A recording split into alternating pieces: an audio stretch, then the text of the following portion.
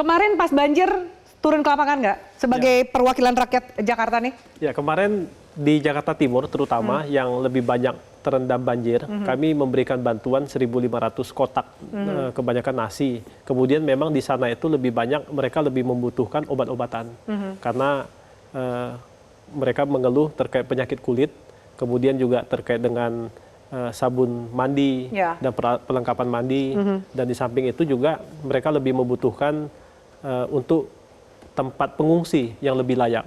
Nah, oleh karena itu kami juga sudah menyampaikan kepada Dinas Perumahan agar segera dilakukan sosialisasi kepada mereka, karena untuk yang tinggal di bantaran kali, khususnya di Kali Ciliwung dan ada 15 kali di Jakarta ini, setiap tahun itu ketika banjir kiriman dari Bogor ataupun dari daerah penyangga, karena di Jakarta ini kan daratan yang paling rendah. Nah, sehingga ketika curah hujan intensitas tinggi, pasti mereka akan mengalami banjir dan banjir lagi gitu loh.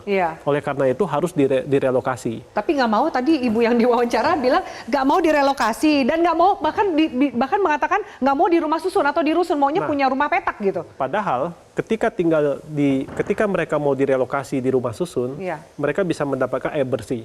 Jaminan air bersih itu kan dari pemerintah provinsi.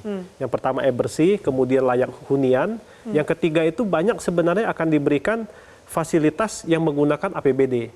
Contoh misalnya mereka nganggur, kemudian akan diberikan pelatihan-pelatihan dari Dinas UMKM. Di situ banyak pembinaan yang bisa diberikan, yang bisa mereka manfaatkan dari uang rakyat. Seperti itu. Tapi kadang ada persoalan yang klasik adalah banyak persoalan yang kami tanyakan gitu, biasanya adalah terkait dengan uang ganti rugi. Ketika mereka punya tanah, mereka merasa sudah tinggal 30 tahun ataupun 40 tahun ataupun sejak dari ibunya atau neneknya.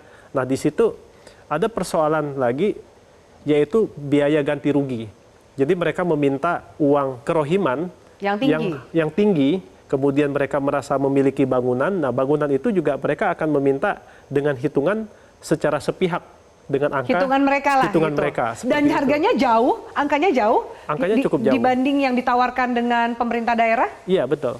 Sehingga pemerintah daerah ketika membuat perencanaan anggaran itu tidak sesuai, dan itu kan juga akan ketika untuk penggunaan anggaran itu harus dipertanggungjawabkan di BPK, kemudian juga dipertanggungjawabkan untuk kedepannya gitu. Ini yang menjadi persoalan. Nah saya mau tanya ke Mas Nirwono, ini sebenarnya masalah banjir ini masalah klasik ya. Terus-terusan kita bahas, tapi sepertinya nggak ada solusi yang solusi yang ampuh untuk mengatasi banjir. Normalisasi kali sudah, sodetan sudah, relokasi juga sudah, tapi apa sih yang menyebabkan sebagian warga nih enggan pindah dari daerah yang memang setiap tahunnya terkena banjir? Betul, jadi persoalan kita bahkan lebih dari 20 tahun lebih ya setelah kita ikuti banjir ini, tidak pernah ada satupun masalah itu tuntas secara benar-benar selesai dari hulu sampai hilir gitu ya. Nah, ini kan menjadi pembelajaran kembali bahwa kalau kita bicara 2020-2025 ternyata juga tidak banyak perubahan.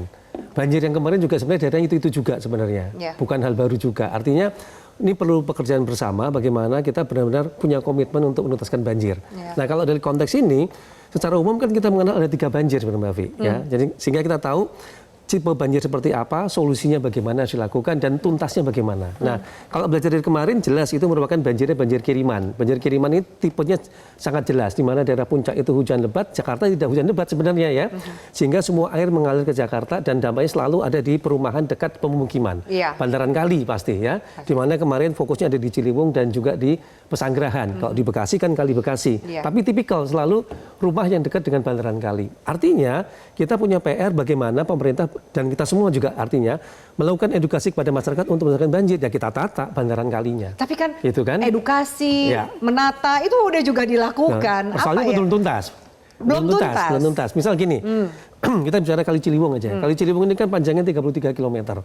Sampai dengan tahun 2000, sekitar tahun 2022 ya, baru sekitar 16 km yang kita tuntaskan. Kita masih punya PR 17 km yang belum bebas.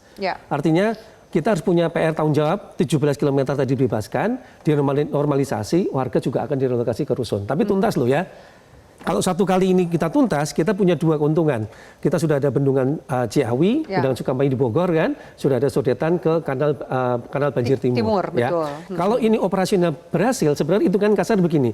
Dua bendungan yang sudah ada itu mengurangi masing-masing 30%, artinya sudah 60%. Begitu masuk ke daerah Manggarai dengan adanya sodetan itu berkurang 30%.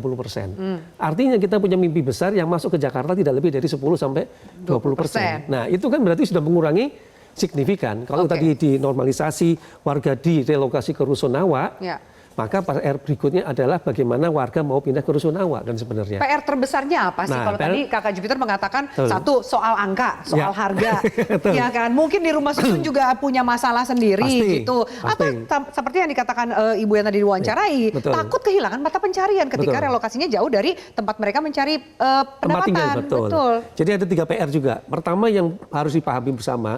Tadi kan Ibu cerita bahwa dia akan meninggal rumah tapak di Jakarta. Kalau lihat dari kondisi jelas tidak mungkin ya. Membangun rumah tapak di Jakarta sangat mahal. Bisa dikatakan dengan dana yang sangat terbatas tidak mungkin kita bangun.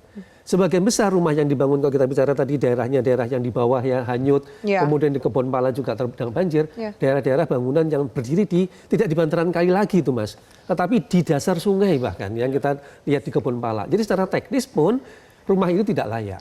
Gitu. Artinya langkah yang paling bijak tetap adalah merelokasi pemukiman tadi. Itu PR pertama yang